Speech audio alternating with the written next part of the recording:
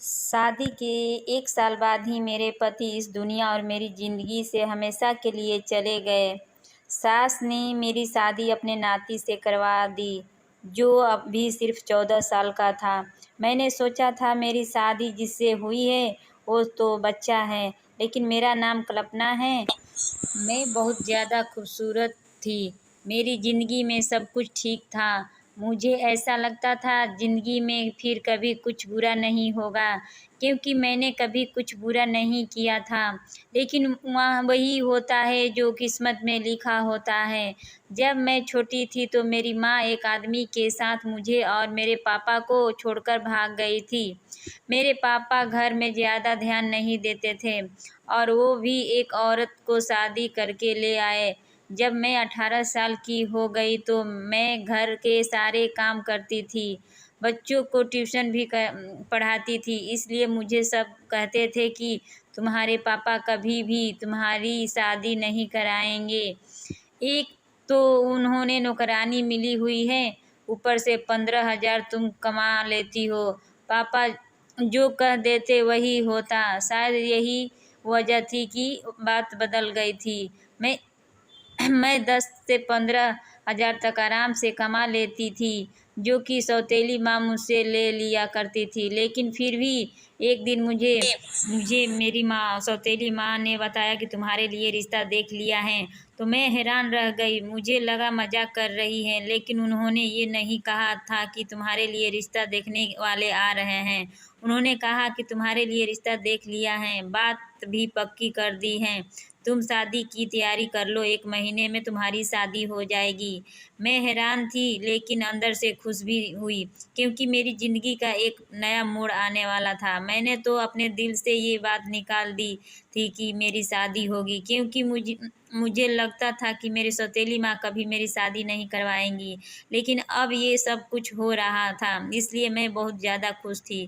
खुशी खुशी शादी की तैयारी में लग गई। शादी की रात भी बहुत कुछ अजीब हुआ। मैंने अपने पति को देखा ही नहीं था। हम लोगों को साथ बैठाया गया था, लेकिन मैं नीचे देख रही थी। इतनी हिम्मत कहाँ होती है दुल्हन में कि सर उठा ले और गर्दन घुमाकर अपने पति को 2 पल देख ले। मैंने भी नहीं देखा था। उसके बाद जब हम कमरे में बैठी थी, तभी अपने पति को देखा तो पता चला कि वो बहुत अच्छा इंसान है। उसने पहले ही दिन मेरा बहुत सम्मान किया। उसके घर में सिर्फ उसकी माँ थी और एक बहन थी, और बहन का 14 साल का एक बेटा था।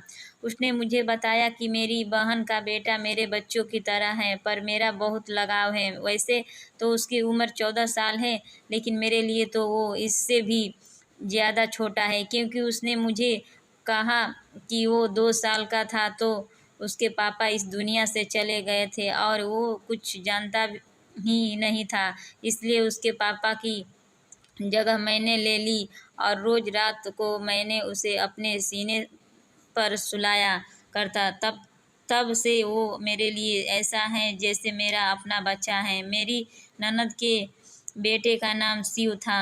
मेरे पति ने कहा तुम हमेशा उसका ख्याल रखना। मैंने कहा ठीक है, आप चिंता ना करें। वो मेरे लिए भी छोटे भाई की तरह ही हैं। शादी की रात अच्छी गुजर गई। ऐसा लगता था ज़िंदगी भी अच्छी गुजर जाएगी, लेकिन सुबह हुई तो सास ने कुछ अजीब पूछा और मेरे कमरे में आ गई। मुझे इतनी शर्म आ रही थी, मैं शर्म से पानी पानी हो रही थी। मैं सोचने लगी औरतें इस तरह की हरकतें क्यों करती हैं। उसके बाद मैं अपने भांजे के पास थोड़ी देर बैठ गई। मेरी सास ने कहा अब तुम तैयार हो जाओ, रोज़ तुम्हें देखने के लिए रिश्तेदार आएंगे। शादी धूमधाम से हुई है, जबकि इतने पैसे नहीं थे, लेकिन बारी बारी सब लोग तुम्हें देखने के लिए आएंगे और जो भी पैसे देंगे वो मुंह दिखाई में देंगे, जो तो वो मुझे दे देना। मैंने कहा ठीक है। मेरी सास परंपरा निभाने वाली सास की तरह ही थी, लेकिन भांजा अच्छा था। पहले मेरे साथ से हंसी मजाक कर रहा था, फिर उसने अजीबोगरीब किस्म की बातें शुरू कर दी। मुझसे पूछने लगा आप और मामा क्या कर रहे थे। मैंने कहा हम लोग बातें कर रहे थे। उसने कहा, नहीं, आप लोग जल्दी सो गए थे, आपके कमरे की लाइट ऑफ हो गई थी। मैंने देखा था, मैं हैरान रह गई। मैंने कहा, ये हमारे कमरे के बाहर बैठा था, कहीं इसने हमारी बातें तो नहीं सुन ली। मुझे बहुत शर्मिंदगी हो रही थी, लेकिन वो आराम से बातें कर रहा था, जैसे उसे कुछ पता ही नहीं है। इसलिए मैंने भी ज़्यादा बात नहीं की। कहने लगा, आप कहाँ सोती हैं? मामा किधर सोते हैं? मुझे समझ नहीं आ रहा था इसे क्या जवाब दूँ। फिर पूछने लगा, क्या आप लोग एक साथ सोते हैं? मुझे बड़ी शर्मिंदगी हुई। शाम को मैंने ये बात अपने पति को बताई बताई कि वो इस तरह से सवाल पूछ रहा था। अजीब बात है, इस इतने छोटे बच्चे के दिमाग में इतने सारे सवाल। मेरे पति ने कहा, मैंने तुम्हें कहा था कि तुम्हें उसका ख्याल रखना है, तुम पहले दिन ही उसकी शिकायत करने लगी हो। मैंने कहा कि मैं शिकायत नहीं कर रही हूँ, लेकिन आजकल के बच्चे के दिमाग में इस तरह के सवाल नहीं होनी चाहिए। मेरे पति ने कहा, इस उम्र में जिज्ञासा होती है, लोग सवाल पूछ लेते हैं। मेरा भांजा बहुत ज़्यादा मासूम है, उसका ख्याल रखना, उसकी कमज़ोरी, उसकी गलतियाँ तलाश करने को नहीं कहा है। ये बेचारा तुम्हारे आगे पीछे फिरता है, मामी मामी कहते उसका मुंह नहीं थकता, और तुम हो कि उसके लिए इस तरह सोच रही हो। मैं तो हैरान थी कि मेरे पति को क्या हो गया था। वो वाकई अपने भांजे के लिए बहुत ज़्यादा इमोशनल थे। ये बात समझने में मुझे ज़्यादा देर नहीं लगी कि अगर मुझे अपने पति को खुश रखना है तो उनके सामने उनके भांजे की कोई भी बुराई नहीं करनी, नहीं तो उसे बुरा लग जाएगा। उसके बाद मैंने ऐसा कुछ भी नहीं किया। अभी हमारी शादी को 1 हफ्ता हुआ था। मेरे पति फिल्मी किस्म के इंसान थे, उसे मुझ में बहुत ज़्यादा दिलचस्पी थी। वो मुझे छोड़ते ही नहीं थे। एक दिन तो सुबह से मेरी सास मुझे आवाज़ दे रही थी, लेकिन मेरा पति मुझे अपने पास से उठने नहीं दे रहे थे। वो कह रहे थे कि मुझसे अच्छी अच्छी अच्छी बातें करो, मेरी आंखों में देखो। तुमने क्या कभी फिल्मी नहीं देखी, जैसे फिल्मों में हीरो हीरोइन एक दूसरे के साथ बैठकर बातें करते हैं और मेरे पास बैठी रहो। मैंने कहा, आपकी माँ मुझे बुला रही हैं, कोई काम होगा? क्योंकि सुबह के 11 बज रहे थे। ये कोई 4 या 5 बजे का वक्त नहीं था, लेकिन मेरा पति मुझसे बातें कर रहा था। और फिर वही हुआ, मुझे मेरी सास से डांट पड़ती रही। मुझे इन लोगों का समझ ही नहीं आता था। ये लोग थोड़े से अजीब थे। मेरी सास आखिर कह ही दिया, तुमने तो आते ही मेरे बेटे को अपनी अंगुलियां पर नचाना शुरू कर दिया है, तुम्हारे अलावा इसे कोई दिखाई नहीं देता। मैंने कहा, ऐसा कुछ नहीं है, अब वो खुद ही मेरा दीवाना है तो मैं क्या कर सकती हूँ। लेकिन मेरे पति ने मुझे कहा था, मेरी माँ का हमेशा ख्याल रखना, उसको खुश रखना, इसलिए मैं सारे घर के काम अच्छे से तरीके से करती थी, कभी कुछ भी नहीं बोलती थी, कोई जवाब नहीं देती थी। उनको अगर जवाब देती तो बहुत तरीके से, जिस पर वो गुस्सा नहीं होती। पर मेरी शादी को अभी 1 साल भी पूरा नहीं हुआ था जब मुझे एक बुरी खबर मिली। वो ये है कि मेरा पति इस दुनिया से चला गया। उसके बाद हम लोग बहुत ज़्यादा परेशान हो गए और सोचने लगे कि ये खबर झूठी हो। लेकिन जब लाश को घर लाया गया तो हमारे होश भी उड़ गए, और मेरी सास सास, मेरा भांजा और मेरी ननद, हम बुरी तरह चिल्ला रहे थे, रो रहे थे, भगवान से प्रार्थना कर रहे थे कि ये खबर भी झूठ हो। पर मेरा पति इस दुनिया से जा चुका था। ये दुख मेरे लिए बहुत बड़ा था। मेरे माँ बाप ने कहा, ये दुख तुम अपने ससुराल में ही पूरा करो, उसके बाद हम तुम्हें आकर ले जाएंगे। मैं रोती रही, तड़पती रही। मेरी सास मुझे कहती रही कि जब से तू आई है तूने मेरे बेटे को खा लिया, तेरे कदम ही मनहू से इस घर का बारिश चला गया, मेरा बेटा चला गया, सब कुछ बर्बाद हो गया, सब कुछ खत्म हो गया। तूने किया ही ये सब 4 महीने गाने सुनने में ही गुजर गुजर गए थे, लेकिन इसके बाद ये वक्त ख़त्म हो गया तो मैं ये सोचकर थोड़ी बेफिक्र थी कि आप अपनों के पास चली जाऊंगी। वैसे भी अब मेरी ज़िंदगी में खुशी रहने के लिए क्या रह गया था।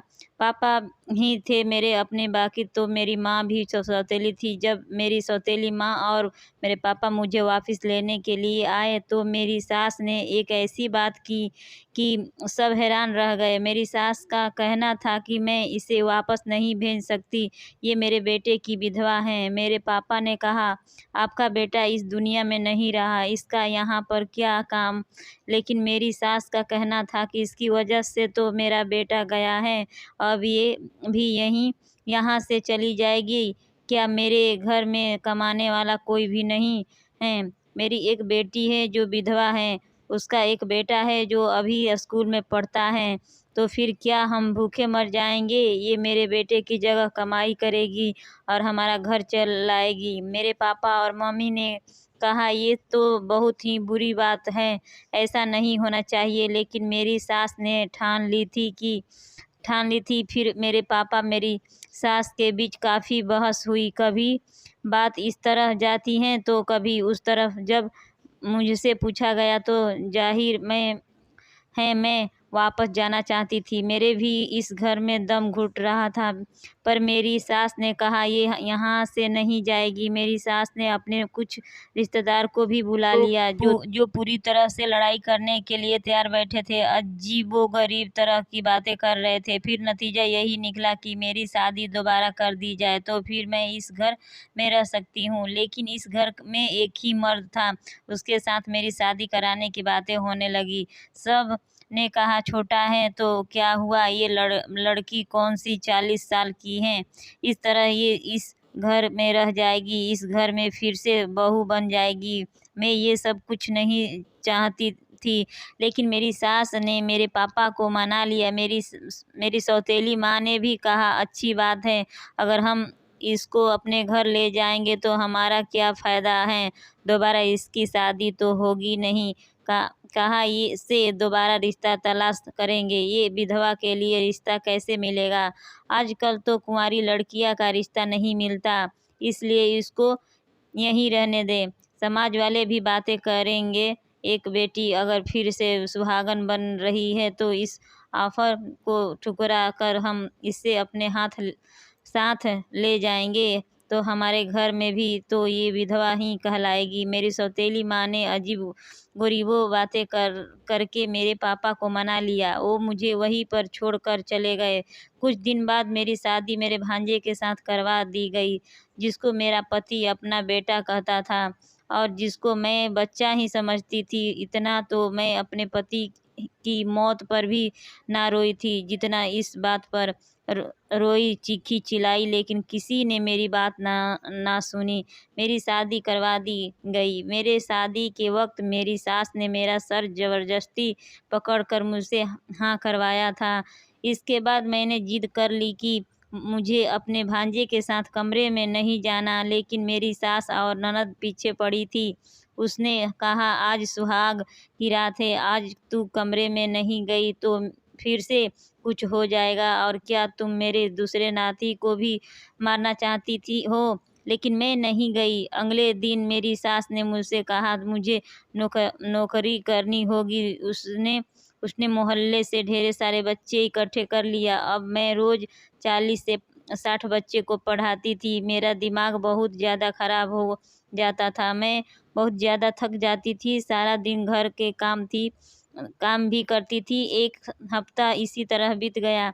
मैं अपने भांजे के कमरे में जाने से घबराती थी, नहीं जाना चाहती थी। मुझे लगा वो बच्चा है मेरा, उसके साथ रिश्ता करवा दिया, बस वो अपने कमरे में रहे और मैं अपने कमरे में। उसके कमरे में जाकर क्या ही करना था। मेरी सास मेरे पीछे पड़ी थी। कुछ दिन तो इस तरह बीत गए। मैं एक दिन ये देखकर हैरान रह गई, मेरा भांजा खुद ये कह रहा था कि मेरी पत्नी को मेरे कमरे में भेजो। लेकिन मुझे पता था वो बच्चा है, उसे इन सारी बातों का पता नहीं, इसलिए वो कह रहा होगा कि उसे ये सब कुछ अजीब लग रहा है। वो खुश हो रहा है। एक एक तो उसकी शादी हो गई, वो भी इतनी जल्दी, उसके लिए ये सब कुछ नया है। मैं हैरान रह गई कि उसके दिमाग में भी ऐसी बातें तो पहले ही दिन से थी। मैं समझ गई थी कि उसे ऐसी चीज़ों का शौक है, लेकिन उसे ये नहीं पता था कि पत्नी क्या होती है। मेरी ज़िंदगी बर्बाद हो गई थी। मेरी ज़िंदगी में अब कुछ भी नहीं था। मैंने एक दिन सोच लिया कि मैं इस घर से भाग जाऊँगी। ये कोई इतना ज़्यादा मुश्किल नहीं था, इसलिए मैंने सोच लिया कि मुझे क्या करना है। लेकिन मेरे भांजे को पता चल गया। उसने कहा कि फ़िक्र ना करें, मैं आपकी मदद करूँगा। जो भी आप कहेंगे मैं करूँगा। फ़िक्र मत करो, आपको कोई दिक्कत नहीं होगी, मैं आपका ख़्याल रखूँगा। वो बातें तो इस तरह कर रहा था जैसे कि मैं सुनना चाहती थी। मैं बुरी तरह रोने लगी। मैं भी घर से भागना नहीं चाहती थी। भागकर कहाँ जाती? एक बार भाग जाती तो मुझ पर ठप्पा लग जाता कि ये घर से भाग गई। मैं एक इज़्ज़तदार बाप की बेटी थी। मैंने सारी ज़िंदगी इज़्ज़त से गुज़ारी थी। मैं अपने बाप का नाम कैसे बदनाम कर सकती थी? मैं बुरी तरह रोने लगी और अपने पति के साथ वापस आ गई। ऐसी पति नहीं चाहिए था। मेरे दिल नहीं कर रहा था उसको पति कहने का। सुबह इस बात की आखिर मेरी ननद सास को भी हो गई, लेकिन मेरे देवर ने सब कुछ सँभाल लिया, वरना मुझे बहुत डाँट पड़ती और मैं ऐसा नहीं चाहती थी कि उसके बाद मेरी ननद को बैठे-बैठे ना जाने क्या हो गया। उसने शोर करना शुरू कर दिया। उसने कहा, आज तो तुम मेरे बेटे के कमरे में जाओगी। तुमने तमाशा बना लिया। इसकी पत्नी हो, पत्नी एक साथ नहीं रहेंगे तो क्या अलग-अलग रहेंगे? ये बात बिल्कुल भी अच्छी नहीं है। मैंने बहुत सोचा। मेरी सास ने ज़बरदस्ती मुझे फिर से दुल्हन बनने को कहा। मुझे दुल्हन बनाकर कमरे में भेज दिया। एक पल को मैंने सोचा कि मैं अंदर से कमरे को ताला लगा लूँ, लेकिन मैं ऐसा नहीं कर पाई क्योंकि मेरी सास ने पहले ही दरवाज़ा खोल दिया था। थोड़ी देर बाद मेरा भांजा कमरे में आ गया। मैंने कहा, ये तो बच्चा है, इसे डरा-धमका कर सुला दूँगी। मुझे परेशान होने की ज़रूरत ही क्या है? मेरी सास भी खुश और मैं भी खुश। किसी को क्या पता चलेगा कि कमरे के अंदर क्या हो रहा है? मैंने हैरान होने वाली कि ये ख़्याल मुझे पहले क्यों नहीं आया। उसने मुझे कहा कि तुम बहुत प्यारी लग रही हो। मैंने कहा, ठीक है, अब तुम सो जाओ। मैं मेकअप और ज्वेलरी उतारने लगी। उसने कहा, तुम बहुत अच्छी लग रही हो। मैंने कहा, हाँ, मैं अच्छी हूँ या बुरी, उससे तुम्हें कोई मतलब नहीं। चुप करके सो जाओ। मैंने उसे आखिरी बार कहा था, किसी बीवी की तरह नहीं, बल्कि शायद उसकी माँ की तरह बोल रही थी, जो डाँट कर सुला देना चाहती थी, लेकिन वो मुझे ऐसी नज़रों से देख रहा था जैसे किसी ने आज तक मुझे नहीं देखा था। मैंने कहा, मेरी शक्ल क्यों देख रहे हो? चुपचाप सो जाओ। मैं अभी भी इस पर रोब जमाने की कोशिश कर रही थी, जबकि मुझे डर लग रहा था। थोड़ी देर के बाद उसने मेरा हाथ पकड़ा और मेरे मुँह पर थप्पड़ दे मारा। मैं हैरान रह गई। उसने कहा, तुम्हें तमीज़ नहीं है? अपने पति से किस तरह बात करते हैं? तुम मुझ पर चिल्ला रही हो, बेवकूफ़ औरत। मैंने कहा, तुम अभी ज़मीन से निकले नहीं हो और रोते हो पति बनने के लिए। तुम मेरे पति नहीं हो, तुम्हारी उम्र ही क्या है? उसने कहा कि तुम मुझे पहले दिन ही पसंद आ गई थी। तुम्हें पता है, तुम्हें पाने के लिए मैंने क्या कुछ नहीं किया। अपने बाप जैसे मामा को मारना पड़ा क्योंकि मैं तुम्हें पाना चाहता था। ये सुनकर मेरी रूह काँप गई। उसने अपने मामा को खुद मारा था। उसने कहा, मैंने अपने मामा को खुद मारा था। उसने कहा, मैंने अपने मामा की कार का ब्रेक खोल दिया था, जिसकी वजह से जब वो थोड़ा आगे गया तो उसका ब्रेक पर से कंट्रोल ख़त्म हो गया। उसका एक्सीडेंट हो गया।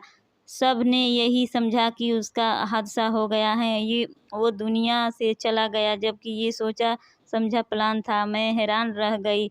इस आदमी ने मेरे पति को मार डाला, जिसे मैं बच्चा समझ रही थी, और अभी मेरा पति बना खड़ा था। ये कोई मासूम बच्चा नहीं था, ये एक शैतान था जिसने अपने मामा को मार डाला। इसका मामा, जो इससे बहुत ज़्यादा प्यार करता था, इसे अपने बच्चों की तरह समझा था। क्या ये ज़माना इतना बदल गया था? मुझे तो कुछ समझ नहीं आ रहा था। मैं वहाँ से भाग जाना चाहती थी, चीखना चिल्लाना चाहती थी, लेकिन उसने मुझे अपनी तरफ खींच लिया। मगर जब से मुझे ये पता चला मेरे पति की मौत मौत नहीं बल्कि मारा गया था, तो मैं 1 हफ्ते तक बेहोश रही। सबको सब कुछ सताया, चिल्ला कर बताया, पर किसी ने मेरी बात का यकीन नहीं किया। उन्होंने कहा, ऐसा हो ही नहीं सकता है, ये अपने मामा को कभी भी नहीं मार सकता। तुम झूठ बोल रही हो क्योंकि तुम इससे शादी नहीं करना चाहती थी। मेरे पास एक ही रास्ता था, मैं खुद खुशी कर लेती, लेकिन मुझे किसी ने मरने भी नहीं दिया। आज भी इस तरह से ज़िंदगी गुजार रही हूँ, समझ नहीं आता कि क्या करूँ। उसके बाद ज़िंदगी इसी तरह गुजरने लगी। मुझे भगवान ने एक बेटा दिया।